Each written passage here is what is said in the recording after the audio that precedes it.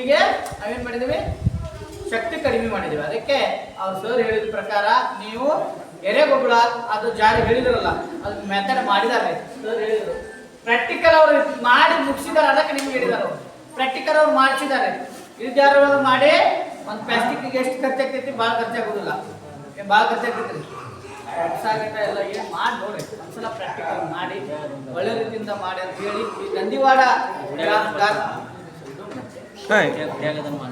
ಗಂದಿವಾಡ ಕಾರ್ಯಕ್ಷೇತ್ರಕ್ಕೆ ನೀವು ರೈತ ಪಾಠಶಾಲೆ ಕಾರ್ಯಕ್ರಮ, ಯಾಕಂದ್ರೆ ಇನ್ನೂ ನಿಮಗೆ ಬೇಕಿದ್ರೆ ನಾವು ಮುಂದಿನ ವರ್ಷ ಏನ್ ಮಾಡುವ, ನಿಮ್ ಹೊಲದಾಗ ಎಲ್ಲಾದ್ರೂ ಇದ್ರೆ ಪ್ರಾಕ್ಟಿಕಲ್ ಮಾಡೋದು ಗೊತ್ತೈತ್ರಿ. ಮಾಹಿತಿಗಿಂತ ಪ್ರಾಕ್ಟಿಕಲ್ ಮೇನ್, ಹೌದಲ್ರಿ? ಮಾಹಿತಿಗಿಂತ ಪ್ರಾಕ್ಟಿಕಲ್ ಮೇನ್ ರೀ. ನೀವು ಯಾವುದು ಕಬ್ಬಿನ ಸಸಿ ಬೇಸಾಯ ಈ ಮುಂದಿನ ವರ್ಷ ಇಬ್ರು ಉಲ್ಲಾಸ್ ಮತ್ತೆ ಏನು ಹೆಸರು ನಿಮ್ದು ದೇವಳು, ಮುಂದಿನ ವರ್ಷ ಸಸಿ ನಾಟಿ ಮಾಡ್ತಾರೆ. 3 ಆಯ್ತು, ಈಗ 3 ವರ್ಷದ ನಿಮ್ ಬೆಳೆ ಆಯ್ತು. 4 ವರ್ಷದ ಬೆಳೆದು ನೋಡಿದ್ರೆ ನಾನು ಅವ್ರದ್ದು ಕಬ್ಬು ಚೆನ್ನಾಗಿ ಬಂದಿದೆ. ಕಬ್ಬಿನ ಸಸಿ ನಾಟಿ 4 ಸಾಲು ಬಿಡ್ಬೇಕ್ರಿ, ಬರೀ 3 ಸಾಲು ಬಂದಿದೆ. 4 ಸಾಲು ಬಿಟ್ಟಿದ್ರೆ ಇನ್ನೂ ಸ್ವಲ್ಪ ಜಾಸ್ತಿ ಬರುತ್ತೆ. 4 ಸಾಲು ಬಿಡ್ಬೇಕಂದ್ರೆ ರೈತರಿಗೆ ಏನಾಗಬೇಕು, 4 ಸಾಲು ಬಿಡ್ಬೇಕ್ರಿ. ಈಗ 4 ಸಾಲು ಬಿಟ್ಬಿಟ್ರೆ ಏನು ತೊಂದರೆ ಆಗತೈತಿ? ಇನ್ಕಮ್ ಆಗ್ತದೆ, ಜಾಸ್ತಿ ಆಗ್ತದೆ ಇನ್ಕಮ್. ಜಾಗೆ ನೋಡ್ತೀವಿ ನೀವು, ಗಾಳಿ ಅಡ್ಡಾಡ್ಬೇಕ್ರಿ.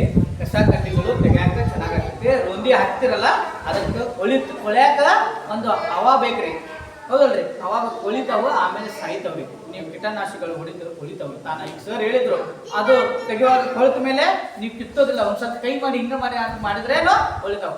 ಸರ್ ಹೇಳಿದ್ರು ಮೊನ್ನೆ, ಇದು ರೊಂದ ಎಲ್ಲ ತೆಗಿಬೇಕು. ಇಲ್ಲ ಸರ್, ಇದೆಲ್ಲ ಬರತಾವು, ರೊಂದ ತೆಗಿಲಿಲ್ರಿ, ನಾವು ಅಲ್ಲೇ ಬಿಡ್ತೀವಿ. ರೊಂದ ತೆಗಿಯೋದಕ್ಕೆ ಗಾಳಿ ಬೇಡ್ರಿ, ಪಾಪ ಎಲ್ಲ ರಿಕ್ ಆಗ್ಬಿಟ್ಟೈತಿ. ತೆಗಿಯಕ್ಕೆ ಹೇಳಿ ನಿನ್ನೆ ನಾನು, ಆದ್ರೆ ನಾವು ತೆಗೋದಿಲ್ಲ ಸರ್. ಅದು ನಮ್ಗೆ ಏನೇನು ಬರ್ತೈತೆ ಅಂತ ಹೇಳಿ ನರಿ ಬೇಡಕಷ್ಟ. ಅದಕ್ಕೆ ಔಷಧ ಪರಿಹಾರ ಕೊಟ್ಟೇವೆ. ಈಗ ನಾವು ಮಾಡಿ ಪ್ರಾಕ್ಟಿಕಲ್ ತೋರಿಸ್ಬೇಕು. ನಿಮ್ಮ ಹೊಲಗಳು ಚೆನ್ನಾಗಿ ಸ್ವಲ್ಪ ಬೆಳಿಬೇಕು. ಎಷ್ಟು ಟನ್ ಆಗ್ತೈತೆ ಅಂತಂದ್ರೆ 1 ಎಕರೆಗೆ ನೀವು 30 ಅಲ್ಲ 50 ಟನ್ ಮಾಡಬೇಕು. ಮಾಡಿದ್ರೆ ನೀವು ಸಕ್ಸಸ್ ರೈತ. 50 ಟನ್ ಮಾಡಿ ತೋರ್ಸೇನೆ ಅಂತ ಗಂದಿವಾಡ ಗ್ರಾಮದಲ್ಲಿ ಹೇಳಿ ಈ ತರಬೇತಿಗೆ ಮೆಣಸಿನ ಗಿಡಗಳ್ರಿ ಹೂವ ಕಾಯಿ ಚಲೋ ಹಾಕುದು ಸಹಾಯಕ ಚಲೋ ಆಗತ್ತೆ. ಅಂದ್ರೆ ರೋಗಗಳು ಬರತ್ತಾವ. ನೋಡ್ರಿ ಮೆಣಸಿನ ಗಿಡಗೆ ರೋಗಗಳು ಬರತ್ತಾವ. ಕೆಳಗೆ ಮಾಡಿದ್ರೆ ಕಪ್ ಬರತೈತೆ ಅಂದ್ರೆ ಕಟ್ ಮಾಡಿದಾಗ ತುದಿಯಲ್ಲಿ ಬುಡದಲ್ಲಿ ಕಾಯಿ ಬೇರೆ ಇರ್ತದಲ್ಲ, ಅದ ಹಿಂಗ್ ಮುರುಗಿ ಹೊಳ ಬರ್ತೈತಿ ಸರ್. ಇದಕ್ಕೆ ಒಂದ್ ಕಡೆ ಹೇಳಿದ್ರು ಗಿಡಗಳು ಇದ ಮೂತ್ರ ರೀ, ಯಾವ್ದು ಹೇಳ್ರಿ? ಜವಾರಿ ಹಾಕೋದು ಮೂತ್ರ ತೆಗೆದು, ಜವಾರಿ ಹಾಕೋದು ಮೂತ್ರ ತೆಗೆದುಕೊಂಡು ಎಷ್ಟು ಸರ್ ಸಗಣಿ ಎಷ್ಟು ಹೇಳ್ತಾರೆ ನೋಡಿ ಸರ್. ಸ್ವಲ್ಪ ಮದ್ದಿನ ಬರೋಲ್ರಿ, ಮೊದಲಿಂದ ಮೆಣಸಿನ ಗಿಡ ಬೀಜ ಹಾಕೊಟ್ಟ ಅಂದ್ರೆ ನಾವು ಮೊದಲ ಮಡಿ ಸುಡ್ತಿರಿಲ್ರಿ, ಸಗಣಿ ಹಚ್ಚ ಈಗ ರೋಜೆ ಹಚ್ಬಿಡ್ರಿ, ಜಾಗ ಸುಡ್ರಿ. ಸುಟ್ಟಾದ ನಂತರ ಎಲ್ಲ ಪುಡಿ ಮಾಡಿರಿ. ಅದ್ರಾಗ ಸಗಣಿ ಗೊಬ್ಬರ ಹಾಕಿದ್ರೆ ಕ್ಲೋರೋಪಾರಿಕದ ಔಷಧ ಇದೆ, ಕ್ಲೋರೋಪಾರಿಕ ಬೇವಿನ ಎಣ್ಣೆ ಅದು ಹಾಕಿ ಮಿಕ್ಸ್ ಮಾಡಿ ಅದು ಬೀಜ ಹಾಕಿ. ಆ ನಂತರ ಆ ಸಸಿ ಕೀಳುವಾಗ ಸಸಿನ ಕೀಳ್ತೀವಲ್ಲ, ಕೆಲವೊಂದು ಯೂರಿಯಾ ಗೊಬ್ಬರ ಹೋಗಿದ್ದಾರೆ. ಇದು ಆಗಲಿ ಯೂರಿಯಾ ಗೊಬ್ಬರ ಹಾಕಿದ್ರೆ ನೀರು ಹಾಕಿ ಸಸಿ ಕೀಳ್ತಿರಲ್ಲ. ಮೆಣಸಿನ ಹಚ್ಚೋ ಟೈಮ್ದಾಗ ಒಂದು ಬುಟ್ಟಿ ಒಳಗೆ ದನದ ಸಗಣಿ, ದನದ ಮೂತ್ರ, ಒಂದು ಕಾರ್ಬನ್ ಡೈಆಕ್ಸೈಡ್ ಔಷಧ ಇದೆ, ಡಿಸೋಪ್ಚರ್ ಇದೆ. ಅದನ್ನೆಲ್ಲ ರೆಡಿ ಮಾಡಿರಿ. ಬೇರೆ ಅಟ್ಟ ಎದ್ದು ಬಿಡಿ, ಬೇರೆ ಎದ್ದು ಬೇರೆ ಬುಟ್ಟಿ ಆಗಿಡ್ರಿ. ನೀವು ಗಿಡ ತಗೊಳ್ಳಿ. ಇದಕ್ಕೂ ಮೊದಲು ನಾವು ಏನು ಮಾಡ್ತೀವಿ ಅಂದ್ರೆ, ನಾವು ಪ್ಲಾಸ್ಟಿಕ್ ಇದ್ದೀವಿ, ಬೆಡ್ ಪ್ಲಾಸ್ಟಿಕ್ ಹತ್ತೀವಿ.